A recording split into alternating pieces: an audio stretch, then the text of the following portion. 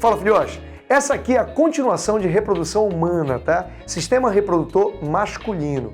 Essencial entender a relação entre a hipófise e o testículo na produção de gameta e de hormônio. Vai logo te inscrevendo, dá aquele like amigo e indica para todo mundo. Vamos para cima!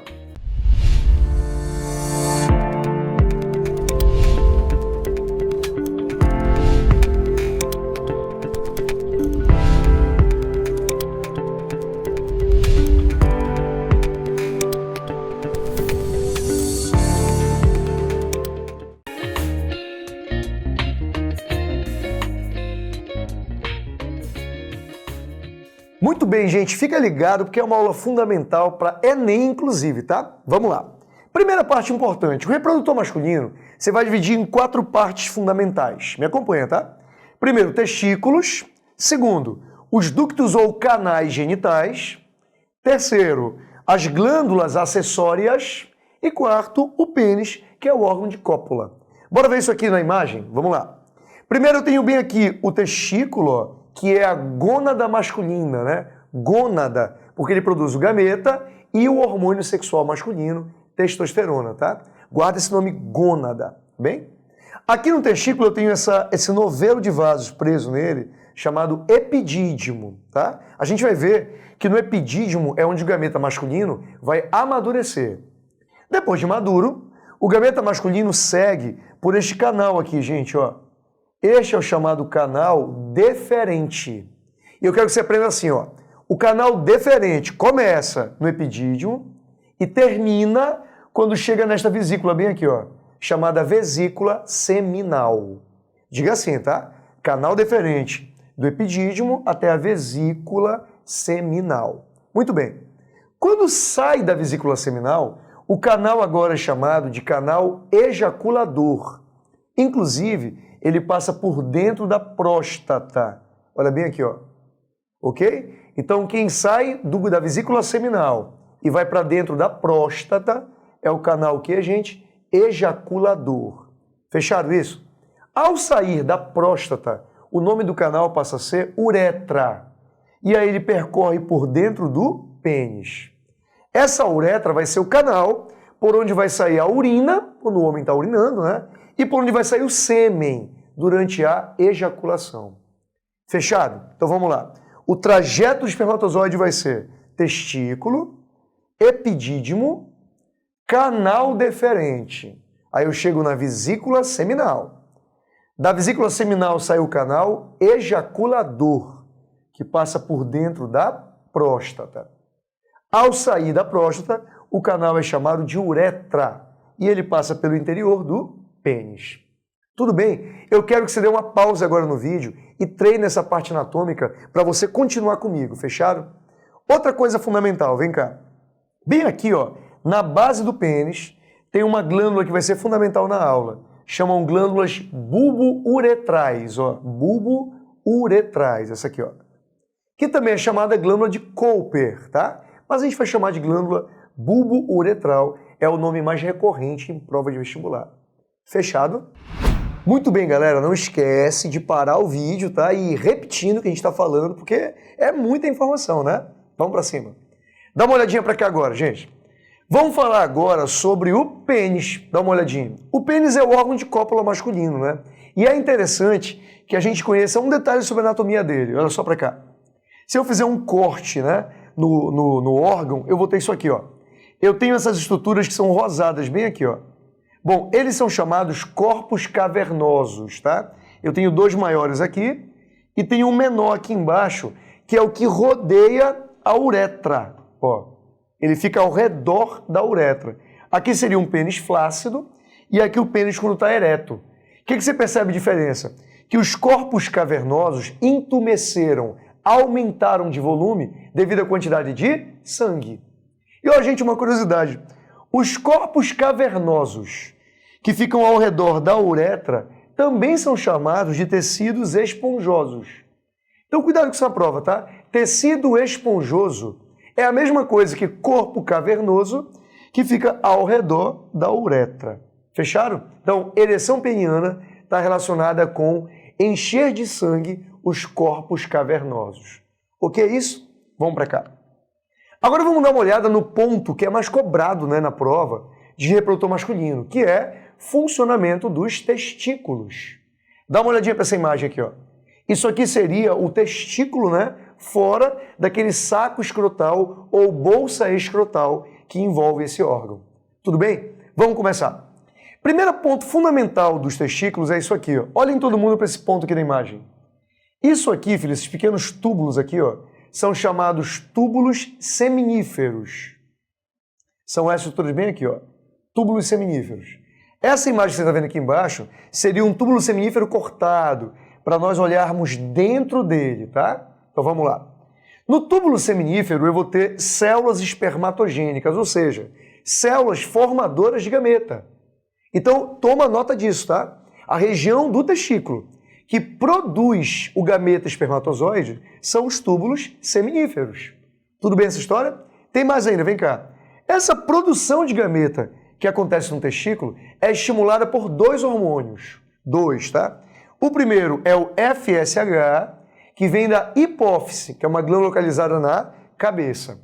Inclusive a sigla FSH quer dizer hormônio folículo estimulante. Tudo bem? E também tem a ação da testosterona. Ela também é fundamental para que a produção de gameta aconteça de forma natural. Tá entendido isso, filho fechado? Mas tem mais ainda. Dá uma olhadinha para cá, ó. Se você olhar na lateral dos túbulos seminíferos, ó, do lado de dentro, tá? Imagina o túbulo seminífero, o lado interno, eu tenho células bem aqui, ó. Essas células que ficam na lateral, pelo lado de dentro do túbulo seminífero, são as chamadas células de Sertoli. Muita atenção para elas, já foram muito exploradas em prova. Primeiro ponto, filho. Elas são uma barreira hematotesticular, ou seja, elas não deixam que as toxinas do túbulo seminífero passem para a corrente sanguínea e também não deixa que as toxinas do sangue entrem no túbulo seminífero. Entendeu o termo? Daí o nome barreira hematotesticular. Uma barreira entre o sangue e o testículo. Tá claro? Mas tem mais. Elas também fazem fagocitose dos resíduos da espermiogênese. Que é isso? Espermiogênese é quando o gameta masculino está amadurecendo. E nesse momento, filho, quando acontece espermiogênese, o gameta libera algumas organelas que ele não vai utilizar. Essas organelas que ele liberou são resíduos. E esses resíduos têm que ser fagocitados. Quem faz isso? As células de Sertoli. Uma curiosidade, se você quer aprender sobre gametogênese, depois assiste aqui na playlist de reprodução, assista a aula de gametogênese masculina, que eu falo isso com bastante detalhe. Fechou? Vamos lá. Terceira função da célula de Sertoli. Eles secretam um fluido, uma substância, que ajuda no transporte do gameta. Porque assim, o gameta masculino tem que ser, ao longo de todo o trajeto, ele tem que estar dentro de um fluido que proteja ele contra parasita e contra toxinas. Fechou? Então esse fluido que ajuda no transporte do gameta é feito pela célula de Sertoli. E ainda tem mais uma coisa, olha lá. Ela libera uma substância chamada ABP. Olha aqui, filho, ABP. É uma proteína ligante de andrógeno. Que é isso? O ABP é uma proteína que concentra a testosterona. Então, olha que interessante. Quando a célula de Sertoli libera a proteína ABP, essa proteína concentra a testosterona dentro do túbulo seminífero. E para quê, professor? É que esse hormônio é fundamental para que a produção de gameta prossiga de maneira natural. Fechou, filho? Vamos fazer uma revisão então? Vem cá. Os túbulos seminíferos é onde ocorre a produção de espermatozoides, estimulado pelo hormônio FSH da hipófise e testosterona. Fechado isso? Vamos lá. Na parte periférica do túbulo seminífero, eu tenho as células de Sertoli. Elas são uma barreira hematotesticular, elas fazem fagocitose de resíduos da espermiogênese, produzem um fluido que ajuda no transporte do gameta e libera uma proteína ABP, que concentra a testosterona para que a produção de gameta prossiga de maneira normal. Deu para entender essa história? Mas tem mais, vem cá agora. Agora olha só, filho, entre os túbulos seminíferos, tá? Tem um tecido conjuntivo, tá bem? Então repara bem, do lado de fora, né? entre os túbulos seminíferos tem um tecido conjuntivo, tá? Esse tecido conjuntivo tem um grupo de células, chamadas células intersticiais. Então repita comigo. Ela não fica no túbulo seminífero, tá? Ela fica entre um túbulo e outro, tá? Células intersticiais. Também é chamado células de Leydig. E o que elas fazem? São estas células que produzem o hormônio testosterona. Muito cuidado com isso, tá? Quem fabrica testosterona são as células intersticiais que ficam no tecido conjuntivo entre um túbulo seminífero e outro. Você entendeu direitinho, filho? Toma nota. Outro ponto, vem cá. Quem estimula as células intersticiais a produzir e liberar testosterona é um hormônio chamado LH, que vem de novo da hipófise. Tanto que a sigla LH quer dizer hormônio luteinizante. Eu não gosto muito dessa sigla. Prefiro a outra sigla dele, que é ICSH. Isso aqui, ó. Sabe o que quer dizer? É que está em inglês. Quer dizer hormônio estimulante das células intersticiais. Deu para entender, filho? Moral da história. Vamos lá fazer um resuminho. Se eu tiver uma lesão na hipófise, isso pode comprometer a liberação do FSH e do LH. Se o homem não liberar o FSH, compromete a produção de espermatozoides. E se o homem não liberar o hormônio LH, compromete a produção de testosterona. Deu para entender? Outra coisa fundamental, gente, não esquece para a prova. Filho, repara que o testículo masculino não fica dentro do abdômen. Ele fica fora do abdômen, né? E fica dentro da bolsa escrotal. Isso tem um motivo. É que a produção de gameta masculino e a produção de testosterona acontece numa temperatura mais ou menos de 33 graus Celsius. 33. Mas a temperatura do corpo masculino é 37 graus Celsius. Então eu preciso manter o testículo fora do corpo para que ele não superaqueça e não comprometa a produção de gameta e de testosterona. Você entendeu? Por isso a gente tem muito medo quando uma criança nasce. Pode acontecer, tomara que não, né? Mas pode acontecer, de o testículo não descer. Às vezes o testículo fica preso no abdômen da criança.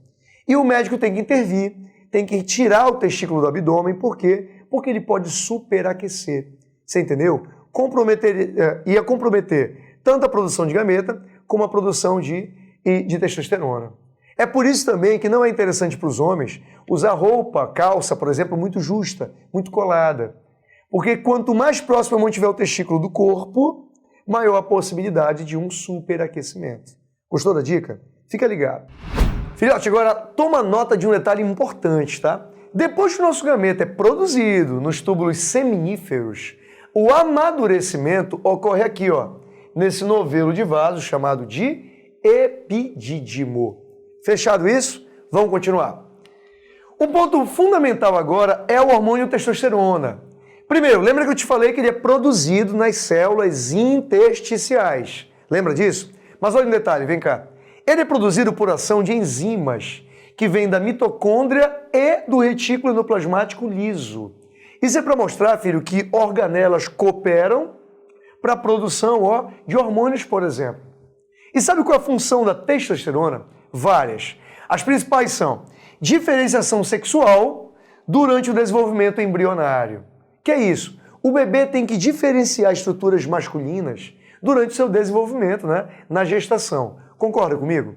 O hormônio que promove isso é a testosterona. Tudo bem? Segunda, é o controle da secreção de gonadotrofinas. Quem são as gonadotrofinas? O hormônio FSH e o LH. A testosterona controla se deve liberar mais desses hormônios ou liberar menos. Só que olha que legal, filho. A testosterona tem alguns subprodutos que vêm a partir dela. Desses subprodutos é a dihidrotestosterona. É um derivado da testosterona. E ela é muito interessante no momento de puberdade, porque olha o que ela faz. Promove crescimento muscular. Então, quando o homem chega na puberdade, a dihidrotestosterona é que leva ao aumento da sua massa muscular.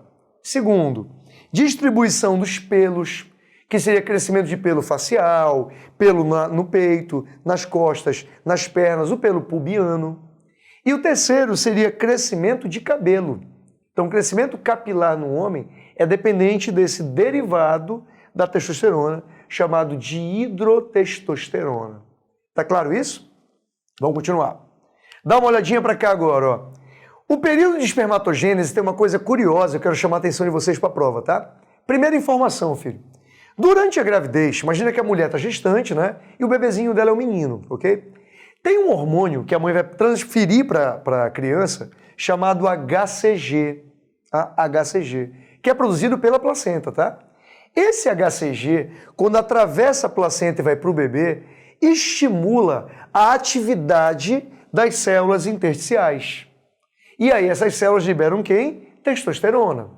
Então, olha que legal. O HCG da placenta passa para o feto e estimula as células intersticiais do feto a liberar testosterona. É isso que provoca a diferenciação sexual durante a gestação. Tá claro isso? Mas tem mais. Olha o pontinho 2. As células intersticiais do feto, né, permanecem ativas durante 4 meses. 4 meses. Fechado isso? Por que só até 4 meses? É o período em que o HCG vai atuar no feto. Quando a mulher para de liberar o HCG, as células intersticiais do feto vão perder sua diferenciação e vão inativar. Olha que interessante. A produção de testosterona sofre um declínio grande no bebê. E ele só vai voltar a produzir muita testosterona, sabe quando? Quando chegar na puberdade. Quando chegar no período púbere, na puberdade do homem, ele vai liberar o hormônio LH da hipófise, que vai estimular as células intersticiais a liberar o quê? Testosterona. Fechado isso? Então, guardem essa informação que ela é preciosa. Durante a gravidez, as células intersticiais do feto são estimuladas até o 4º mês. Após o 4º mês, inativa e só volta à atividade na puberdade. Interessantíssimo, né? Vamos continuar. Outra informação que eu acho crucial é quanto à composição do sêmen ou esperma que o homem elimina. Em média, numa ejaculação, o homem libera em 5 ml de sêmen, esperma. E nesses 5 ml, eu tenho 4 componentes. Vamos lá para ele? O primeiro é o espermatozoide, é o gameta masculino, né? E qual é a função do espermatozoide, professor? Carregar o DNA. Lembra que é no meu gameta que vão ter os meus 23 cromossomos que irão compor o zigoto que eu vou formar com a minha mulher, com a minha esposa. Não é assim? Dá uma olhadinha para cá, filho. O gameta masculino é assim, ó. Ele tem 3 partes. Tem uma cabeça, tem uma peça intermediária bem aqui, ó, e tem uma cauda ou flagelo. Cuidado agora com uma dica preciosa, filho. Na cabeça do espermatozoide, você vai encontrar 3 estruturas. Você vai ter o núcleo, que eu botei de azul aqui, ó, núcleo. Você vai ter uma bolsa chamada acrossomo. Cuidado. Essa bolsa chamada acrossomo é formada pelo complexo de Golgi. E ela tem enzimas. Essas enzimas vão ajudar a perfurar o óvulo. Então não esqueça, as enzimas do acrossomo são fundamentais para que ocorra a fecundação. Outra dica crucial. Na cabeça do espermatozoide, eu tenho também centríolo. Centríolo. É ele que vai formar esse flagelo, ó, que está na cauda do gameta. Fechado, filho? Outra coisa legal. Na peça intermediária, eu vou ter mitocôndrias. Qual é o papel dela? A mitocôndria é a organela que produz o ATP. E o ATP é a fonte de energia para o movimento do flagelo. Então, se eu não tiver mitocôndrias na peça intermediária, ou se as mitocôndrias não estiverem bem nutridas, o movimento do gameta está comprometido. Fechado isso então, filho? Não esquece, cabeça, peça intermediária e cauda ou flagelo. Ok? Vem cá comigo.